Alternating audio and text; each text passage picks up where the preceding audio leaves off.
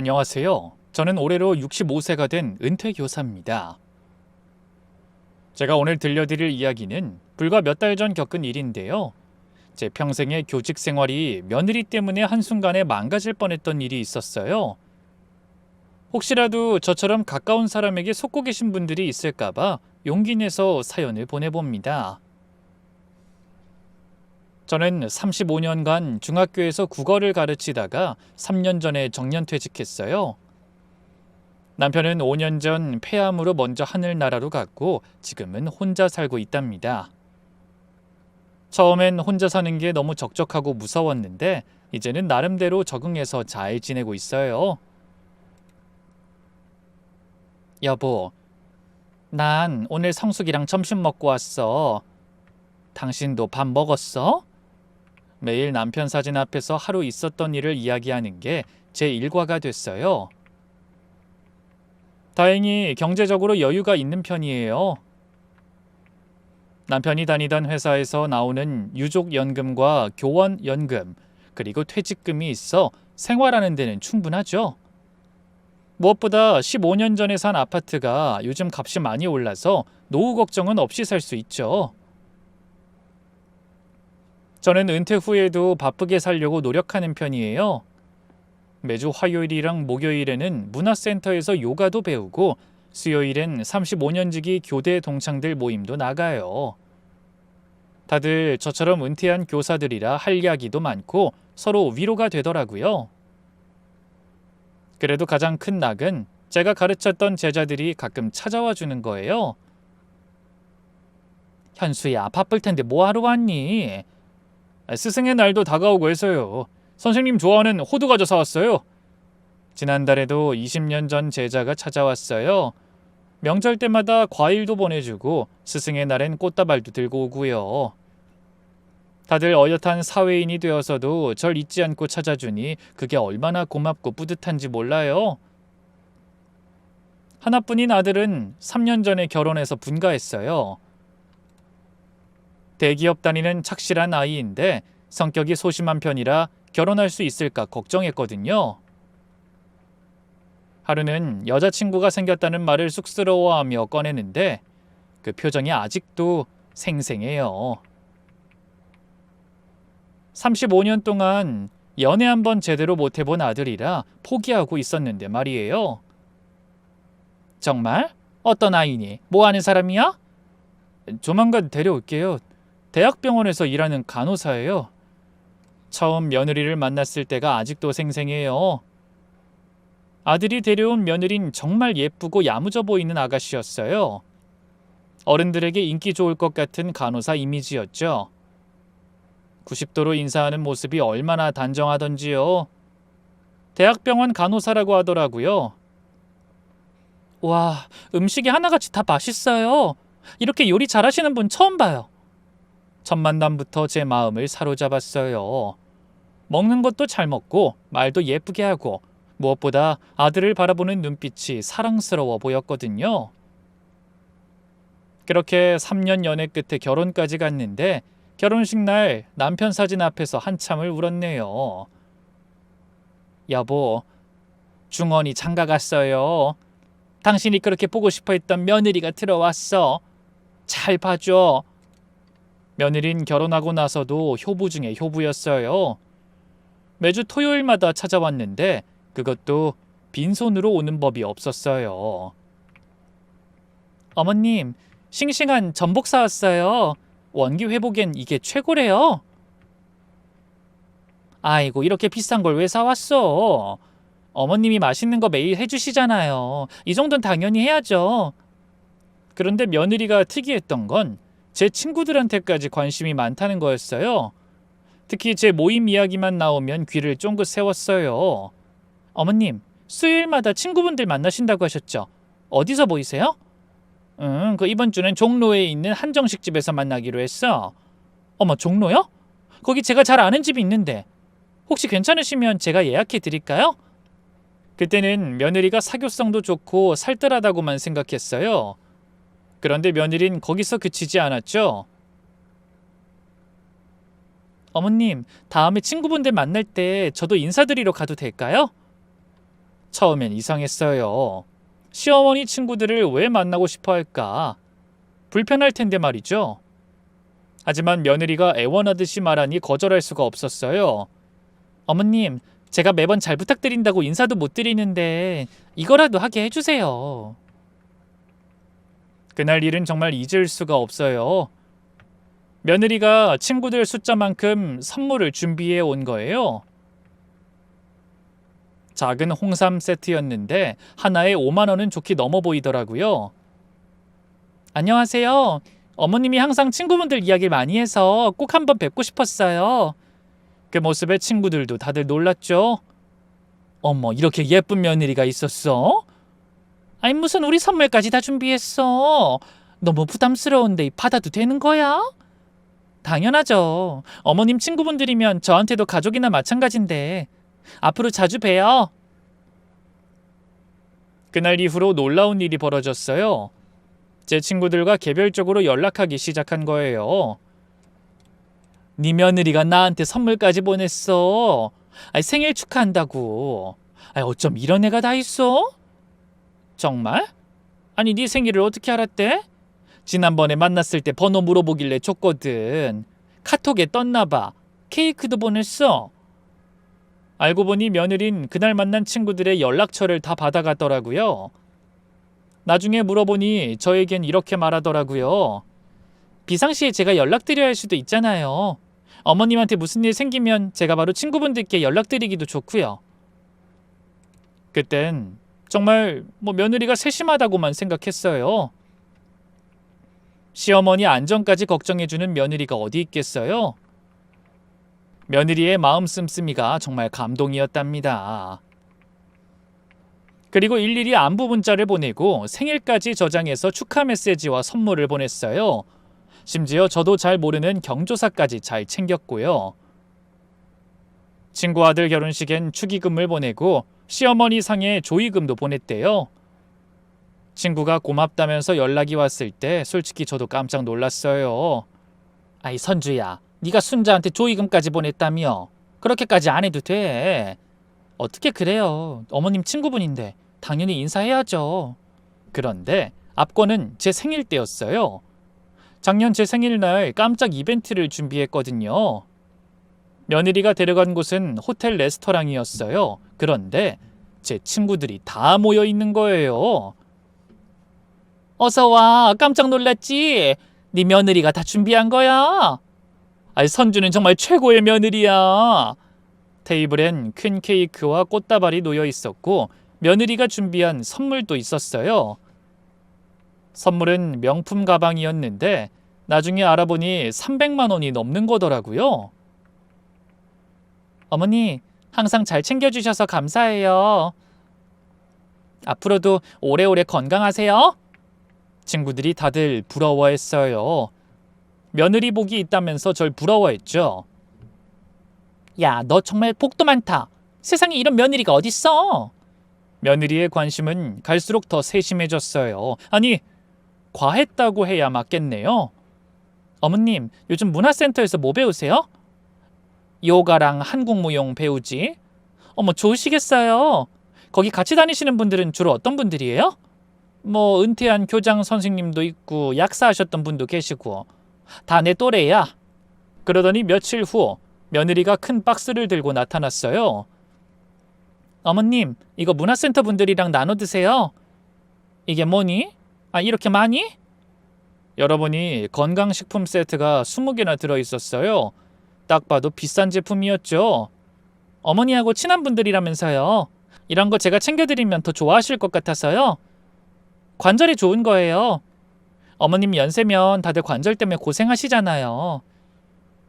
며느리 선물이라고 나눠줬더니 문화센터 사람들도 다들 감동했어요. 나중에 제가 가르친 제자들한테도 큰 관심을 보였죠. 어머님, 제자들이 아직도 찾아온다면서요. 그분들 다 뭐 하세요? 직업이 궁금해요. 명절 때마다 오는 애들이 있어. 변호사, 의사, IT 회사 대표, 다들 잘 됐어. 대단하네요. 선생님이 훌륭하니까 제자들도 다 성공했나 봐요. 어머님, 저도 기회 되면 인사하고 싶어요. 며느리의 부탁에 제자들 모임에도 함께 간 적이 있었어요. 그날도 제자들 수에 맞춰서 선물을 준비해 왔더라고요. 같은 회사 건강식품이었어요. 제자들도 좋아하더라고요. 며느린 그 자리에서도 연락처를 다 받아갔어요. 제 번호 좀 드려도 될까요? 어머님한테 무슨 일 있으면 바로 연락드릴 수 있게요. 뭔가 이상한 낌새를 처음 느낀 게 그 무렵이었어요. 어머님, 혹시 친구분들이나 제자분들 중에 투자나 재테크에 관심 있으신 분 계세요? 글쎄, 다들 은퇴하고 연금 받고 사니까 특별히 투자할 일은 없지? 아, 그래요? 요즘 재테크는 기본으로 하던데. 집은 다들 자가겠죠? 모르겠어. 그건 왜? 아니에요. 그냥 어머님처럼 다들 여유 있어 보이셔서요. 지금 생각하면 정말 이상한 질문들이었는데 저한테 관심이 많구나 하고 넘겼어요. 무엇보다 이상했던 건 며느리는 일상적인 질문에도 묘하게 화제를 돌렸어요. 자기 이야기는 대충 넘기고 제 일정만 자세히 물어봤죠. 선주야, 요즘 병원 일은 어때? 많이 바쁘지? 네, 뭐 그냥 그래요. 어머님, 근데 이번 주말에 뭐 하세요? 요즘 사돈은 어떻게 잘 지내시니? 한번 인사드리러 가야 하는데. 아, 네, 잘 지내세요. 어머님, 다음 주 동창 모임은 어디서 하세요? 특히 친정 이야기만 나오면 민감하게 반응했어요. 한 번은 이런 일도 있었죠. 예, 이번 추석에 사돈한테 선물 좀 보내야겠다. 주소 좀 알려줄래? 아니에요. 괜찮아요. 며느리가 화들짝 놀라며 손사래를 쳤어요. 왜? 사돈 댁에 한우 좀 보내고 싶은데. 정말 괜찮아요, 어머님. 저희 부모님이 그런 거 부담스러워 하세요? 그래도 명절인데 그냥 지나칠 수가 있어야지. 저한테 주세요. 제가 직접 가져다 드릴게요. 그때 며느리 표정이 정말 당황스러워 보였어요. 평소의 차분한 모습과는 달랐죠. 사돈한테 직접 선물을 보내려고 했을 땐 며느리가 거의 소리를 지르다시피 했어요. 택배요? 아니에요. 안 보내셔도 돼요. 왜 그렇게 놀라니? 저희 집이 지금 이사 준비 중이라서요. 택배 받기가 어려워요. 이사? 어디로 이사 가는데? 근처로요. 어머님, 제가 다 알아서 전해드릴 테니까 저한테 주세요. 그리고 며느린 슬슬 이런 말을 하기 시작했어요. 어머님, 건강 관련 강연이 있는데 되게 유명한 분이 온대요. 같이 가실래요? 글쎄, 난 그런 데는 별로야. 그런데 며느린 쉽게 포기를 안 하고 얼마 안 가서 또 묻더라고요. 그럼 친구분들이랑 같이 가는 건 어떠세요? 다들 건강 관심 많으시잖아요. 좋은 정보 얻으실 수 있을 것 같아서요. 강사분이 서울대 의대 교수님이거든요. 그게 다 포석이었던 거죠. 절 데려가서 계획을 실현하려고 했던 거예요. 어느 날 새벽 깊은 잠에 빠져 있었는데 갑자기 초인종 소리에 깼어요. 처음엔 꿈인가 싶었죠. 그런데 초인종은 계속 울렸어요. 연달아서 울렸죠. 심장이 쿵쾅거리기 시작했어요. 새벽 3시에 누가 이렇게 초인종을 누르는 건가 싶어서요. 잠시 숨을 죽이고 있었는데 인터폰 화면을 보니 제 친한 친구 영숙이가 서 있었어요. 어머, 영숙아! 문을 여는 순간 깜짝 놀랐어요. 영숙이 얼굴이 하얗게 질려 있었거든요. 희정아, 미안해. 이 시간에 놀랐지? 무슨 일이야? 일단 들어와. 물을 주려고 했는데 영숙이가 제 손을 잡더라고요. 물 필요 없어. 지금 당장 들어야 할 이야기가 있어. 앉아봐. 뭔데 그래? 무슨 일이길래 이 새벽에? 영숙이가 가방을 열더니 서류 뭉치를 꺼냈어요. 손이 떨려서 서류 몇 장이 떨어졌어요. 영숙이는 큰 숨을 한번 들이쉬고는 절 쳐다보는데 그 눈빛에서 엄청난 일이 일어났다는 걸 직감했죠. 어제 우리 흥신소에 의뢰가 한 건 들어왔어. 근데 그게 왜? 의뢰인이 네 며느리야. 제 귀를 의심했어요. 잘못 들었나 싶어서 다시 물었죠. 뭐라고? 누구? 네 며느리 이선주. 순간 아무 생각도 안 났어요. 영숙이가 계속 말했죠. 처음엔 나도 안 믿었어. 동명이인인가 싶어서. 근데 개인정보 받아보니까 네 며느리가 맞더라고. 그 애가 너 뒷조사를 의뢰했어. 뒷조사란 말에 갑자기 손이 떨리기 시작했어요. 그게 무슨 소리야? 왜? 왜 선주가 내 뒷조사를 해? 네 며느리가 뭔가 꾸미는 일이 있어. 당황한 제 앞에 영숙이가 봉투를 보여줬어요.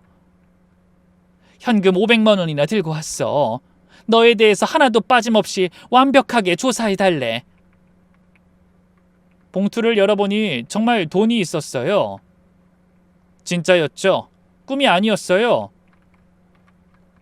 이게 다가 아니야. 녹음한 건데 들어봐. 녹음 파일 속에서 흘러나온 며느리 목소린 제가 아는 사람이 아니었어요. 너무 차갑고 계산적이고 무서울 정도로 사무적이었죠.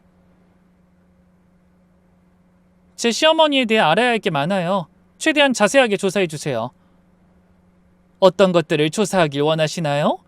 인맥관계도요. 자주 만나는 사람들이 누군지, 그들의 직업과 재정 상태까지 다요. 근데 그것까지는 어려울 것 같은데요. 개인정보 보호법도 있고. 그러니까 여기까지 온 거잖아요. 돈은 얼마든지 더 드릴 수 있어요. 제 손이 더 심하게 떨렸어요. 특히 어머니 지인 중에서 재산이 가장 많은 순위를 매겨주세요. 자산 규모별로요. 죄송한데 왜 그런 정보가 필요하신지 여쭤봐도 될까요?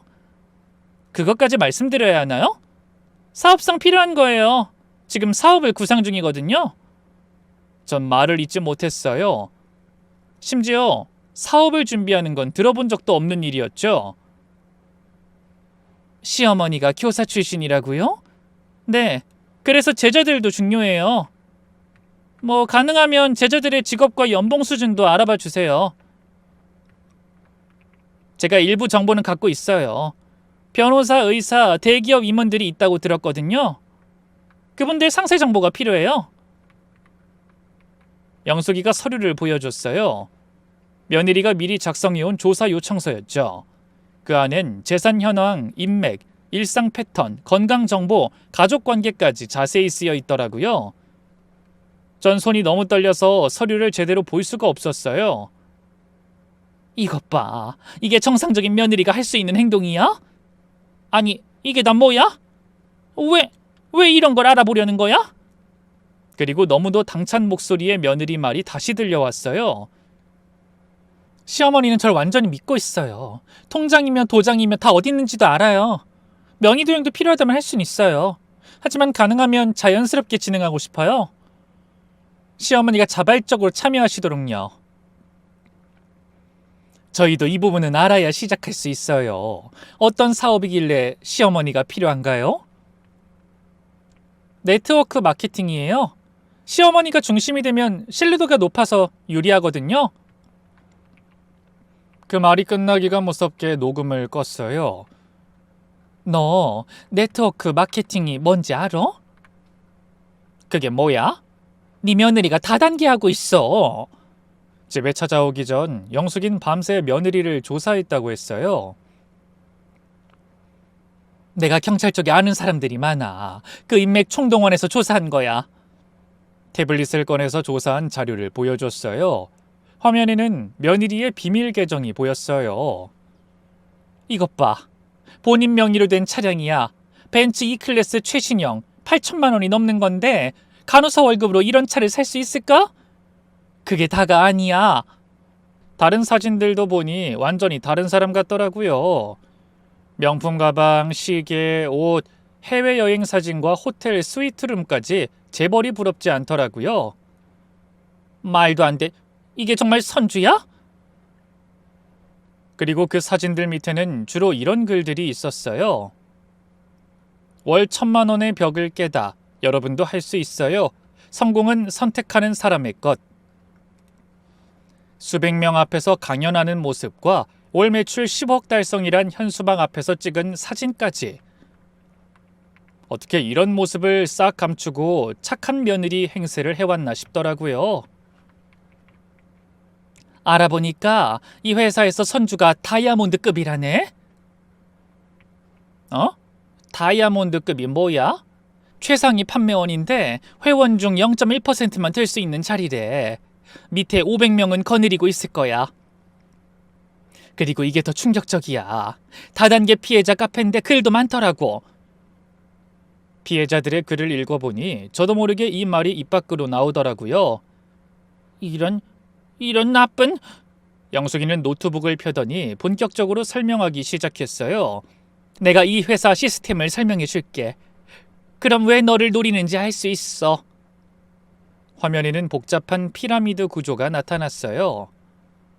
다단계는 자기 밑에 사람을 많이 넣을수록 돈을 많이 벌어. 특히 선주 정도면 신규 회원 한 명당 엄청난 보너스를 받을 수 있지. 여기서 파는 제품이 기본 300만 원인데 신규 회원이 이걸 구매하면 30%, 그러니까 90만 원을 가져가는 거야. 90만 원이나? 그게 시작이야.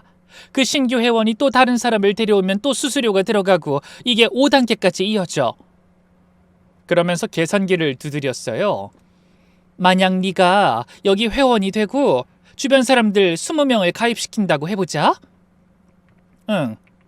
그 사람들이 각각 5명씩만 더 가입시켜도 계산해보면 우와, 2억 6,790만 원이야. 이건 일시적 수익이고 이 사람들이 제품을 구매하면 매달 5천만 원 이상 받는 거지. 뭐? 아이 그렇게나 많이? 응. 네가 교사 출신이잖아. 딱 보니까 네 신뢰도를 이용하려는 거야. 인맥도 넓고 솔직히 너 같은 사람이 추천하면 사람들이 더 쉽게 믿을 거니까. 그제야 모든 퍼즐이 딱 맞춰지는 기분이었죠. 아이 그럼 처음부터 날 이용하려고 결혼한 거야? 처음부터는 아닐 거야. 다단계에 빠지면서 너도 사업 도구로 보기 시작한 거지. 제 얼굴이 화끈거렸어요.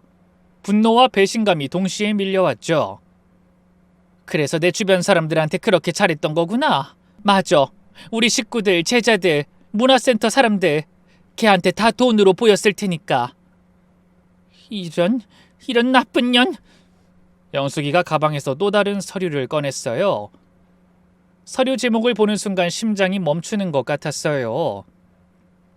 시어머니 인맥을 활용한 실버 마케팅 마스터 플랜, 6개월 내 매출 50억 달성 목표가 떡하니 쓰여 있었죠. 그리고 이건 다단계 내부 카페에 올린 글이야. 일반인은 못 보는 비공개 카페인데 내가 위장 가입해서 캡처했어. 선주가 회사에 제출한 사업계획서인데 단계별로 계획이 다 되어 있어. 나도 보다가 화가 나서 못 참겠더라. 1단계에서 5단계까지 이르는 단계에는 신뢰 구축부터 정보 수집, 보섭과 확장 단계까지 정말 사소한 것 하나까지 계획이었죠. 제 친구들과 친분을 쌓아서 착한 며느리 이미지를 각인시키고 마지막엔 제 명의로 사업자 등록을 해서 책임을 떠넘길 수 있는 방안과 포섭했을 때 소액부터 시작해 큰 금액으로 확대하는 계획도 자세히 있더라고요. 명의 도용을 해? 그러니까 내 인맥으로 월 2억을 벌겠다고? 여기 더 충격적인 게 있어. 마지막 5단계가 수학 단계인데 필요하면 시어머니 명의로 대출도 받는다. 이미 확보한 개인정보로 명의 도용도 고려한다. 이렇게 적혀 있어. 이런 악마 같은... 네 명의로 사업자 등록을 하려고 했대. 그럼 네가 나중에 모든 책임을 지게 되는 거야. 그리고 이미 너 카드랑 도장도 다 복사한 것 같아. 걔 정말 무서운 애라니까. 아니, 내 카드까지 복사했다고? 이게 사람이야? 전 경악했어요. 내가 믿고 아꼈던 며느리가 이런 무서운 계획을 세우고 있었다니 말이죠. 영숙이와 함께 지난 3년을 되짚어보니 모든 게 들어맞았어요. 내가 1순위 타겟이었던 거네. 너 선주가 처음으로 건강식품 가져다 준 게 언제야? 한 1년 전쯤? 작년 이맘때였나? 그때부터 다단계 시작한 거네. 처음엔 조심스럽게 제품만 주다가 점점 대담해진 거야. 맞아요. 처음엔 한두 개씩 가져오더니 나중엔 박스째 들고 왔으니까요. 그리고 친구들한테 선물 준 것도 다 계산된 거야. 공짜로 체험하게 한 다음에 구매로 연결하려는 전략이지. 뭔가 좋으면 연락해서 물어볼 수도 있잖아. 맞아. 정의가 그러더라고. 선주가 준 거 먹어보니 좋은 것 같아서 하나 사려고 했는데 너무 비싸서 포기했다고. 아니, 한 세트에 300만 원이라고 그래서 우리 다 깜짝 놀랐어. 근데 특별히 할인해 준다면서 200만 원에 보내줄 수 있다고 하더래. 영숙이가 한숨을 쉬었어요. 그것도 다 전략이야. 할인해 주는 척하면서 관계를 쌓는 거지. 나중에 거절하기 어렵게. 또 기억나는 게 있었어요. 우리 모임에 자주 나와서 눈도장을 찍은 며느리 모습이었죠. 아이, 그럼 그동안 우리 모임 나와서 식사비 계산한 것도 당연히 그런 것도 투자지. 친구들 앞에서 최고의 며느리 이미지 만들려고. 그럼 나중에 자기가 아는 사업도 믿을 테니까. 그리고 그 중에서도 돈 많은 사람들 파악하는 것도 필요했을 거야. 자연스럽게 알기 좋잖아. 그제야 며느리의 질문들이 이해됐어요. 모든 게 계획이던 거예요. 처음부터 끝까지. 근데 왜 흥신소까지 가서 조사를 의뢰했을까? 이미 다 알고 있는 것 같은데. 법적 문제 때문일 거야. 나중에 네가 고소하면 시어머니가 동의했다고 우기려고. 조사 자료를 증거로 쓰려는 거지. 영숙이가 뭔가 생각난 듯 말했어요. 근데 이상한 게 하나 더 있어. 나한테 조사 의뢰할 때 너한테 빚이 있는지 대출 한도가 얼만지 알아봐 달라 그랬거든? 아마 네 명의로 대출받을 생각인 것 같아. 사업자금 명목으로. 끝을 모르는 대담한 계획에 소름이 쫙 돋았어요. 미쳤구나. 정말 미쳤어. 우리가 먼저 선수를 쳐야 될 것 같아. 어떻게? 증거 다 모아서 경찰에 신고하고 피해자들 모아서 집단 소송하고 다 준비해야지. 하지만 중원이는 아무것도 모를 텐데. 아휴, 큰일이다. 중원이도 언젠간 알아야지. 자기 와이프가 어떤 사람인지. 맞는 말이었어요. 하지만 아들을 생각하니 가슴이 아팠죠. 그렇게 사랑하는 아내가 사기꾼이었다는 걸 알면 그 소심하고 여린 애가 얼마나 충격을 받을까 싶더라고요. 일단 증거부터 더 모으자.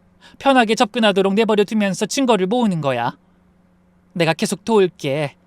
우리가 이 악마 같은 년 잡아서 감옥 보내자. 고마워, 영수가. 마음 단단히 먹어. 너하고 중원이 생각만 해.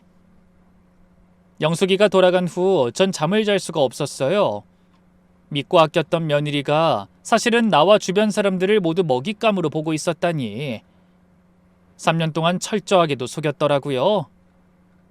달콤한 말들, 따뜻한 미소, 세심한 배려, 모든 게 거짓이었어요.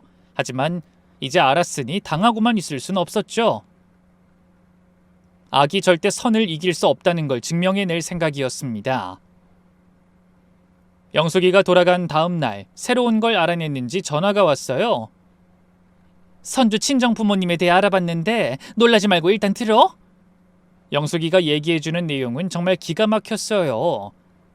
사돈댁은 알고 보니 5년 전까지 경기도 용인에서 작은 식당을 운영했더라고요. 그런데 2019년에 다단계에 빠져서 전 재산을 날렸다는 거예요. 선주 부모님도 회원이었더라고. 그것도 꽤 높은 등급까지 올라갔다가 조직이 와해되면서 빚더미에 앉았대. 부모님 빚 갚으려고 다단계 시작했다가 완전히 빠진 거지. 용인의 번듯한 2층 건물이 사돈집이었는데 지금은 다른 사람 명의로 넘어가 있더군요. 지금 그럼 사돈은 어디 살아? 서울 변두리 원룸이야. 그것도 월세로 살더라고. 그래서 며느리가 집에 택배 보내겠다니까 화들짝 놀란 것도 다 이유가 있었던 거죠. 야, 더 충격적인 건 아직도 다단계를 하고 있대. 대단하지? 뭐? 집까지 날렸는데? 응, 다른 회사로 옮겨서 또 하고 있어. 선주가 그쪽 물건도 같이 팔고 있고 남동생도 얼마 전에 다단계 시작한 것 같던데 온 가족이 다단계에 빠졌어. 아유, 세상에. 그리고 과거에 선주 부모님 사기 전과도 있어. 2020년에 다단계 관련해서 고소당했는데 증거 불충분으로 무혐의 처리됐대. 선주가 변호사 선임해서 빼낸 것 같긴 한데 아무리 봐도 정말 심각해. 아우, 중원이도 걱정이네. 이 정도면 전문 사기꾼 가족이라 해도 될 정도더라고요. 우리 아들이 이런 집안에 장가를 갔다니 하루빨리 제자리로 돌려놓아야겠다는 생각만 들었죠. 그리고 얼마 뒤 친정에 간다는 며느리를 미행할 기회가 생겼어요. 영수가 토요일에 선주가 친정 간다 그랬대. 우리 미행해보자. 그래, 알았어. 내가 차량 추적 장비랑 다 준비할게. 그렇게 영숙이와 함께 이른 아침부터 며느리 집 아파트 주차장에서 대기하고 있었어요. 영숙이 차에는 온갖 장비가 다 있었어요. 망원경, 카메라, 녹음기, 심지어 변장 도구까지. 영수가 이거 너무 본격적인데? 우리가 상대하는 건 프로 사기꾼이야. 우리도 프로가 돼야지. 뒤이어 며느리가 주차장으로 내려왔어요. 사진에서 보던 화려한 정장 차림이었죠. 며느리 차가 출발하자 우리도 조심스럽게 뒤를 따라갔어요. 영숙이는 능숙하게 일정한 거리를 유지하며 미행했죠. 한두 번 해본 솜씨가 아니더라고요. 경기도 쪽으로 가는 게 아닌데? 여기로 가면 어디야? 보니까 강남 쪽으로 가는 것 같아. 얼마 안 가서 며느리 차는 강남의 한 호텔 앞에 멈췄어요. 저기 봐, 발레 파킹한다. 우리도 차를 세우고 호텔로 들어갔어요. 지하로 가는 며느리를 쫓아 내려가 보니 대연회장 앞에 사람들이 북적였어요. 입구에는 성공 전략 세미나 현수막이 걸려 있었죠. 와, 그거네. 여기 다단계 세미나야. 우리는 조심스럽게 연회장 안으로 들어갔어요. 다행히 사람이 너무 많아서 우리를 알아보는 사람은 없었죠. 연회장 안은 그야말로 장관이었어요. 500명은 넘어 보이는 사람들이 빼곡히 앉아 있었고 무대는 화려한 조명으로 꾸며져 있었죠. 여러분, 오늘 특별한 분을 모셨습니다. 불과 2년 만에 다이아몬드 등급을 달성했죠. 월 매출 10억의 신화를 쓰고 계신 분, 이선주 프로님을 소개합니다. 소개 멘트에 며느리가 무대로 올라갔어요. 박수 소리가 천둥 같았죠. 안녕하세요, 여러분. 당신도 주인공이 될 수 있습니다. 며느리의 낯선 목소리가 연회장에 울려 퍼졌어요. 카리스마 넘치는 목소리였죠. 2년 전 저는 평범한 간호사였습니다. 월급 300만 원으로 근근히 살아가던. 하지만 지금은 어떻습니까? 벤츠를 타고 명품을 질리도록 사고 원하면 언제든 해외여행을 떠납니다. 통장에는 매달 5천만 원이 들어오고요. 삶이 달라진 거예요. 이 일이 아니었으면 가능했을까요? 대한민국이라는 이 좁은 나라에서? 탄성이 터져나왔어요. 그 상황에서도 영숙인 핸드폰으로 몰래 촬영하고 있었어요. 이런 것도 다 친 거야. 잘 찍어둬야지. 며느리의 자신감 넘치는 강연은 계속됐어요. 거기엔 충격적인 내용이 있었죠. 파워포인트 화면에는 시어머니를 활용한 마케팅이라는 글자가 크게 떠 있었어요. 여러분, 성공의 비결이 뭔지 아십니까? 바로 인맥입니다. 인맥은 쌓는 게 아니에요. 가까이에서부터 시작하는 거죠. 바로 저는 시어머니를 활용한 마케팅으로 성공했습니다. 제 시어머니의 인맥은 금광입니다. 총 100명의 잠재 고객이 있었죠. 제 손이 떨리기 시작하자 영숙이가 꽉 저를 잡았어요. 중요한 건 신뢰 구축입니다. 여기서 가장 중요한 건 시어머니를 통해 친구들에게 접근하는 겁니다. 거부감 없이 받아들일 수 있는 관계 쌓기가 가장 중요했고요. 세상 어디에도 없는 며느리의 모습을 보여주면 감동하지 않을 어른이 없습니다. 이런 멘트를 숨쉬듯 뱉으세요. 우리 어머니 친구분이면 저에게도 가족이죠. 그 말에 박수가 터졌어요. 이제 곧 제 시어머니도 회원이 되실 겁니다. 그러면 최소 50명은 자동으로 따라올 거예요. 월 매출 20억 보이죠? 20억! 어려운 숫자 같죠? 여러분도 할 수 있습니다. 모두가 일제히 20억을 외치며 환호했어요. 주변 사람들을 잘 보세요. 인맥은 여러분의 돈줄입니다. 함께 성공합시다. 며느리는 엄청난 환호를 받으면서 마지막으로 크게 외쳤어요. 500명이 함께 외치는 소리에 연회장이 떠나갈 것 같았어요. 영숙이가 저를 잡아 끌더니 속삭였어요. 나가자. 더 있다가는 무대로 올라가서 뺨 때릴 것 같아. 세미나장을 나온 후 영숙이는 갈 곳이 있다고 말했어요. 이제 피해자들 만나러 가자. 피해자들? 응. 같이 준비하면 좋을 것 같아서 연락해뒀어. 선주한테 당한 사람들. 영숙이가 데려간 곳은 카페 2층 단체룸이었어요. 거기엔 이미 10명 정도가 모여 있었죠. 안녕하세요. 여기 계신 분들은 모두 같은 사람한테 피해를 본 분들이에요. 어색한 분위기 속에서 한 사람씩 돌아가며 자기소개를 했어요. 전 삼성병원 간호사입니다. 선주 선배한테 속아서 3천만 원 날렸어요. 저는 환자 보호자였는데 간호사가 너무 친절해서 믿었다가 5천만 원 피해봤습니다. 전 그 여자 친정 근처 사는 이웃인데 저 말고 동네 사람들도 많이 당했어요. 자세한 이야기를 들어보니 더 기가 막혔어요. 한 간호사가 울면서 말했어요. 선배가 유일하게 저한테 잘해줬어요. 제가 그때 괴롭힘을 심하게 당했거든요. 밥도 사주고 고민도 들어주고 그러더니 여기서 벗어날 수 있는 좋은 기회가 있다면서 다단계를 권했죠. 처음엔 거절했는데 자기 믿냐고 내가 널 속이겠냐고 하면서 계속 설득했어요. 결국 대출까지 받아서 물건을 샀는데 이젠 다 빚이에요. 환자 보호자였던 분도 말했어요. 전 어머니가 암투병 중이었는데 이거 드시면 좋아질 거라고 했어요. 솔직히 간호사가 그러니까 믿었죠. 근데 오히려 상태가 더 나빠졌어요. 나중에 의사 선생님한테 들으니 그런 건강식품은 오히려 해롭대요. 모두들 비슷한 경험이 있었어요. 며느리의 친절함에 속아 큰돈을 잃은 사람들이었죠. 그때 제가 용기를 내 일어섰어요. 여러분, 전 가해자 시어머니입니다. 모두가 놀란 눈으로 절 봤어요. 네, 사실 저도 피해자라는 걸 얼마 전에 알았어요. 가족도 속인 거죠. 3년 동안 착한 며느리인 줄 알고 믿고 아꼈는데 제 주변 사람들 이용하려고 했더라고요. 그래서 끝까지 싸워볼 생각입니다. 여러분도 도와주셨으면 좋겠어요. 제 말에 이어 영숙이가 비장한 말투로 작전을 설명했어요. 여러분, 이제 힘을 모아서 반격할 때입니다.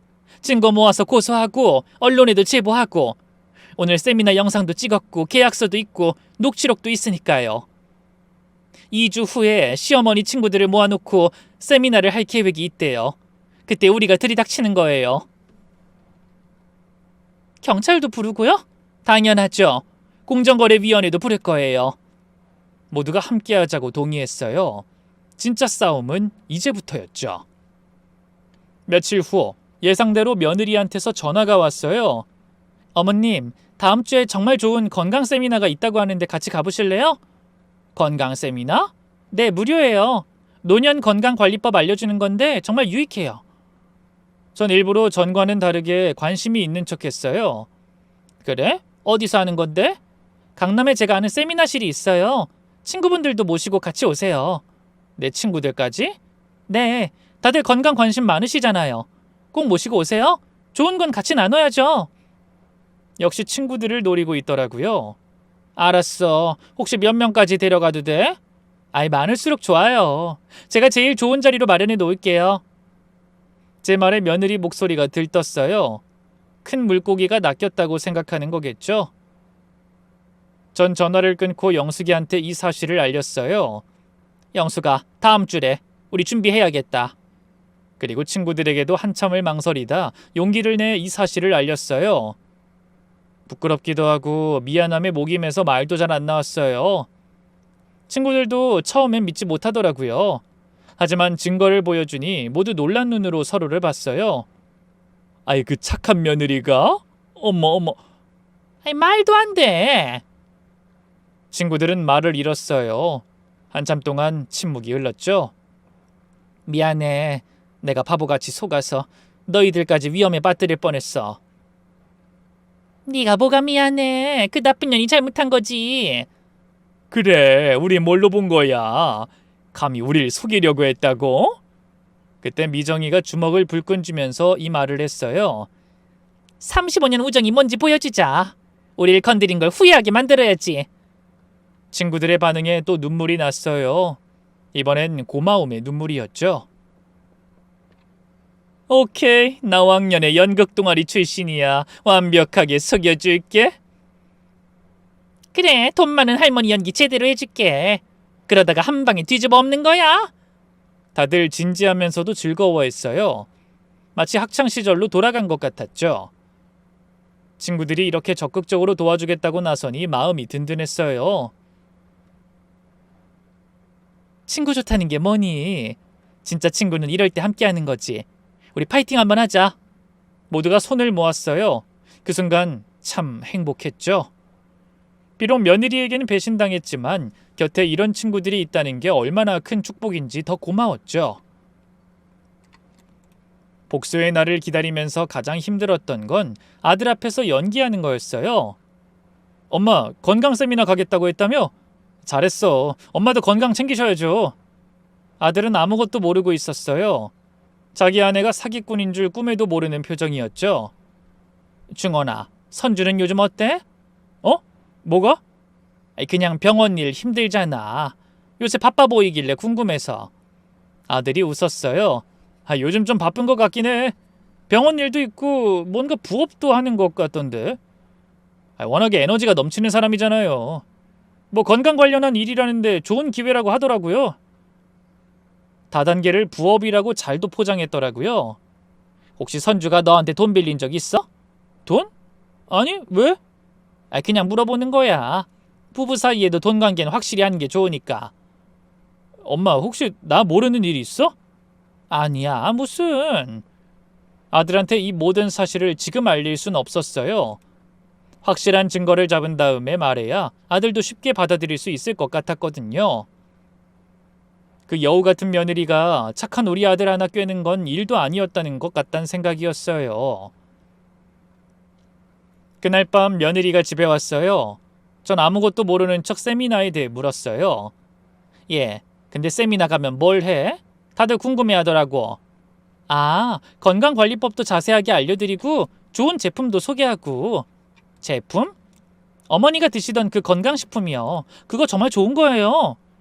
의사 선생님이 개발한 거라서 쉽게 팔진 않는데 성분 같은 건 정말 좋다고 하더라고요. 혹시 어머니, 이번 기회에 사업도 해보시는 게 어때요? 어머니 인맥도 넓잖아요. 사업? 내가 무슨 사업이야. 어렵지 않아요. 그냥 주변 분들께 소개만 해주시면 돼요. 드디어 며느리가 본색을 드러내기 시작했죠. 그렇게 며칠이 지나 기다리던 세미나 당일이 되었어요. 아침부터 들뜬 며느린 집까지 찾아와서 준비를 도와줬죠. 옷도 골라주고요. 우와, 어머님 오늘 정말 멋지세요. 그래? 너무 과한 것 같기도 하고. 전혀요. 오늘 어머니가 주인공이신데요. 맞아요. 제가 주인공이긴 하죠. 물론 며느리가 생각하는 것과는 다른 의미로요. 이따 친구분들도 다 오신다고요? 한 20명 정도 올 거야. 네가 좋은 기회라는데 이럴 때 같이 가봐야지. 정말요? 역시 우리 어머님 최고. 며느린 제 화장을 고쳐주면서 계속 말했어요. 어머님, 오늘 제가 무대에 잠깐 올라갈 수도 있어요. 네가? 왜? 그냥 제가 이 제품 먹고 효과 본 이야기를 잠깐 할 수도 있어서요. 아무래도 간호사 입장에서 설명하면 다들 신뢰하거든요. 제가 너무 존경하는 의사 선생님이 만든 제품이라서요. 어머님 혹시 제가 무대에 올라가도 놀라지 마세요. 알았어. 근데 네가 그런 것도 아니? 몰랐네. 가끔요. 병원 차원에서 건강 강좌 지원 나가거든요. 전 모른 척 고개를 끄덕였어요.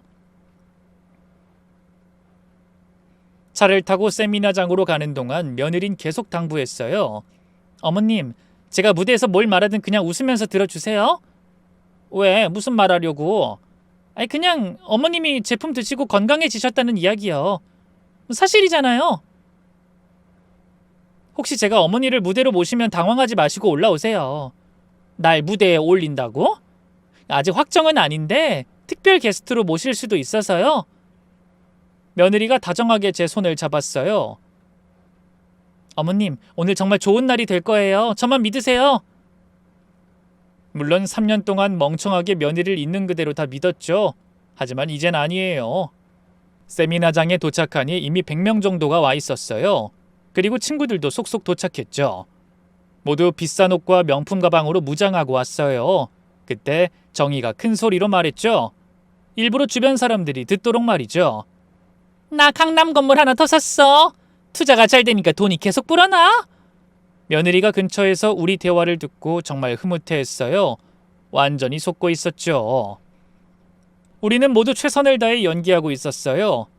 사이사이 웃음이 날 뻔했지만요. 곧이어 세미나가 시작됐어요. 사회자가 나와서 시끄럽게 떠들어댔죠. 자, 오늘 그리고 특별한 분들을 모셨습니다. 갑자기 스포트라이트가 우리를 비췄어요. 오늘 이분들이 새로운 인생을 시작하실 분들입니다. 힘찬 박수 보내주세요. 늦었다고 생각하실 필요 없어요. 이제 제2의 인생을 시작하실 때입니다. 친구들은 그 말에 동의한다는 듯 고개를 끄덕였어요. 그리고 우레와 같은 박수가 터짐과 동시에 며느리가 무대에 올라왔죠. 전 놀란 척 입을 벌렸어요. 친구들도 저를 따라서 놀란 척했죠. 어머, 네 며느리가 저렇게 유명한 사람이었어? 저기 계신 분이 제 시어머니십니다. 박수 주세요.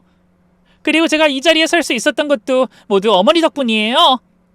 또 박수가 터졌어요. 전 어색하게 손을 흔들었어요. 며느린 벅찬 듯 계속 말했죠. 어머님은 35년간 학생들을 가르치신 훌륭한 선생님이셨습니다. 그리고 이제는 제2의 인생을 시작하실 준비가 되셨고요. 저희 어머니의 인맥은 대단합니다. 오늘 함께 온 친구분들과 훌륭한 제자들, 이분들이 모두 어머니를 따를 겁니다. 친구들이 일부러 크게 고개를 끄덕였어요. 며느린 신이 나서 말했죠. 보셨죠? 이미 관심이 대단합니다. 오늘 계약하시는 분들께는 특별 할인을 드립니다. 그때 며느리가 무대에서 내려와 제게 다가왔어요. 어머님, 지금이에요. 잠깐만 무대로 올라오시겠어요? 전 부끄럽다며 망설이는 척했어요. 아니, 나를? 왜? 사람들 너무 많은데. 어머님이 직접 말씀해 주시면 더 설득력이 있을 것 같아서요. 제발요, 어머님. 주변 사람들이 박수를 치면서 부추겼어요. 전 마지못해 일어나는 척하면서 무대로 올라갔어요. 그리고 이미 절 포섭한 것처럼 구는 며느리가 마이크를 건넸죠. 어머님, 이 제품 드시고 어떠셨는지 말씀해 주세요. 전 마이크를 잡고 심호흡을 했어요. 100명이 넘는 사람들이 숨죽여 절 바라보고 있었죠. 며느린 옆에서 격려하는 미소를 보내고 있었고요. 여러분, 제가 이 자리에서 할 말이 있습니다. 며느린 기대에 찬 눈빛으로 저를 봤어요. 제가 이 제품을 칭찬할 거라 믿고 있었겠죠. 전 잠시 말을 멈추고 청중을 둘러봤어요. 그들의 눈빛에서 강한 욕망이 보였어요. 네, 제가 시어머니입니다. 오늘 여러분께 진실을 말씀드리려고 합니다. 순간 며느리 표정이 살짝 굳었어요. 뭔가 이상한 낌새를 느낀 것 같았죠. 3년 동안 전 완벽하게 속았습니다. 웅성거림이 시작됐어요. 며느린 다급하게 제 팔을 잡았죠. 어머님, 지금 무슨 말씀을... 전 며느리 손을 뿌리치며 청중을 향해 말했어요. 이 여자는 사기꾼입니다. 피해자도 많고요. 절대 믿지 마세요. 사람들이 술렁거렸죠. 당황한 며느리는 억지로 웃으며 마이크를 뺏으려 했어요. 어머님이 컨디션이 안 좋으신가 봐요. 제가... 하지만 전 마이크를 꽉 잡고 놓지 않았어요. 다들 속지 마세요. 이 여자는 3년 동안 절 이용하려고 완벽한 며느리 연기를 했어요. 어머님, 지금 무슨 짓이에요? 처음 보는 며느리의 날카로운 목소리였어요. 감췄던 본색이 드러나기 시작한 거죠. 무슨 짓이냐고? 진실을 말하는 거지? 그때 기다리고 있던 제 친구들이 일어섰어요. 맞아요. 우리도 속을 뻔했어요. 저 여자가 우릴 돈으로 보고 접근했어요. 시어머니 인맥 이용해서 돈 내버리려고 했어요. 거짓말이에요. 다 거짓말. 저분들이 미친 거예요. 그때 대형 스크린에 영상이 떴어요. 일주일 전 다른 세미나에서 강연하는 모습이었죠. 시어머니의 인맥은 금광입니다. 친구 20명만 잡아도 월 2천만 원은 기본이에요. 당당히 말하던 그 목소리가 세미나장에 고스란히 울려 퍼졌어요. 시어머니 인맥 활용 정말 중요해요. 시어머니 마케팅 계획서 파일도 꼭 읽어보세요. 그걸 본 청중들이 경악했어요. 당황한 며느린 절규했죠. 조작이에요. 저건 조작된 영상이에요. 여러분, 절 믿고 일단 자리를 지키세요. 조작? 그럼 이것도 조작이니? 전 핸드폰을 꺼내 녹음 파일을 들었어요. 저 모르게 통화로 했던 말들이었죠. 어머님은 정말 만만해요. 뭘 해도 다 믿어주시니까. 우리 어머님 친구들은 돈 많아요. 특히 정희 아줌마는 못해도 30억은 있을 거예요. 3개월만 더 버티면 대박이에요. 그때까지만 착한 며느리 연기하면 돼요. 며느리가 넋이나간 표정으로 주저앉았어요. 너는 큰 실수했어. 35년간 학생들을 가르친 선생을 우습게 봤구나. 아니, 어떻게, 언제... 그때 세미나장 뒤쪽이 소란스러워졌어요. 비키세요. 다 비켜요. 영숙이었어요. 그것도 혼자가 아닌 경찰관 5명과 공정거래위원회 직원들이 함께였죠. 경찰입니다. 모두 제자리에 계세요. 이선주 씨, 당신을 사기 및 방문 판매업 위반 혐의로 긴급 체포합니다. 며느리가 귀를 막으며 비명을 질렀어요. 아니에요. 전 아무것도 안 했어요. 어머님이 좀 말 좀 해주세요. 3년 동안 며느리 연기한 거 잘 봤다. 이젠 그만해. 그때 세미나장 입구로 다른 사람들이 들어왔어요. 며느리한테 피해를 본 사람들이었죠. 사기꾼 드디어 잡았구나. 내 3천만 원 돌려줘. 우리 엄마도 살려내. 선배, 어떻게 나한테 이럴 수 있어요? 환자들한테도 사기쳤다면서요. 내 돈 내놔. 너 같은 건 감옥 가서 평생 썩어야 돼. 며느린 감당하기 힘들다는 표정으로 무릎을 꿇고 울기 시작했어요. 어머님 잘못했어요. 용서해 주세요. 지금 와서 용서? 3년 동안 날 속이고 내 친구들까지 먹잇감으로 봤잖아. 어머님이 어떻게 저한테 이럴 수 있어요? 3년 동안 저 정말 잘했잖아요. 그때 며느리가 절 뚫어지게 봤어요. 원망 가득한 눈으로요. 전 며느리 앞으로 다가갔어요. 그래, 지나치게 잘했지. 근데 다 계산이었잖아. 나랑 주변 사람들까지 등쳐먹으려고. 지금 와서 후회해도 소용없어. 넌 그 돈으로 남부럽지 않게 살았는지 몰라도 당한 사람들은 매일이 지옥 같은 시간이었어. 이젠 감옥 가서 느껴봐. 그래도 어머님이랑 저 사이에 정은 있었잖아요. 정? 참나, 네가 정을 알아? 가족이고 내 친구들까지 돈줄로 본 네가. 며느리가 갑자기 독하게 말했어요. 어머님도 똑같아요. 날 이용한 거잖아요. 함정판 거잖아요. 난 그저 진실을 밝혔을 뿐이야. 그리고 네가 판 함정에 네가 빠진 거지. 경찰이 며느리를 일으켜 세웠어요. 어머니 용서해 주세요. 한 번만 기회를 달라고요. 아무리 절 불러도 끝끝내 돌아보지 않았습니다. 영숙이가 제 어깨를 토닥였어요. 잘했어. 고생 많았다. 그동안 힘들었을 텐데 잘 끝났네. 마음이 아프긴 하지만 이게 맞는 것 같다. 그리고 친구들도 제 주위로 모였어요. 그냥 표정 봤어? 완전 넋이 나갔더라. 그리고 정희는 V자를 그리면서 절 웃게 해주려고 했어요. 우리 연기 어땠어? 완전 프로급이었지. 내가 건물 얘기할 때 눈 반짝이던 거 봤어? 그 말에 다들 웃었어요. 긴장이 풀리면서 안도감이 밀려왔죠. 그리고 저에겐 남은 일이 있었어요. 이제 경찰서 가서 정식으로 조서 작성해야 해. 피해자들 진술도 받아야 하고. 그래, 가자. 얘들아, 나 먼저 가볼게. 고맙다 정말. 세미나장을 나서면서 뒤를 돌아봤어요. 화려했던 무대는 이제 텅 비어 있었죠. 성공을 향한 도전이라는 현수막이 의신연스럽게 펄럭이고 있었어요. 제 마음 한구석도 어딘가 모르게 쓰렸어요.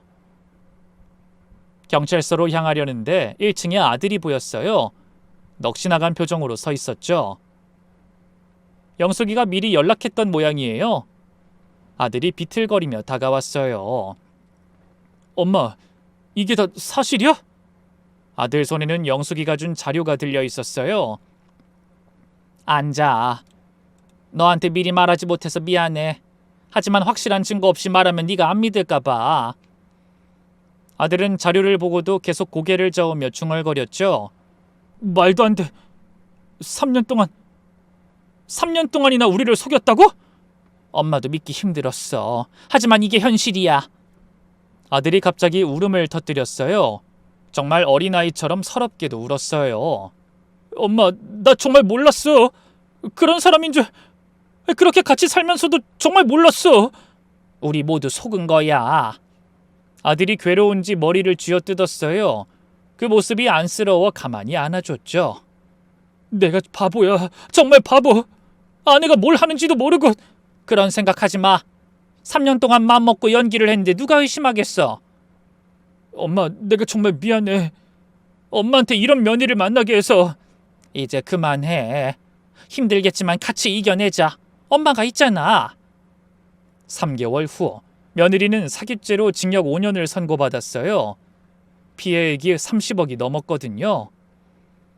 자연스럽게 아들은 이혼 소송을 진행했고 다행히 모든 게 깨끗이 정리됐어요. 피해자들도 일부 보상을 받았죠. 며느리 재산을 압류해서 나눠줬죠. 다행스럽게도 악몽 같았던 일이 이젠 추억이 돼가네요. 그리고 아들도 조금씩 회복하고 있어요. 좋은 아가씨를 제 친구들이 소개해주고 있어요. 엄마, 이번엔 천천히 만나볼게. 엄마가 먼저 만나보고 괜찮다 싶으면.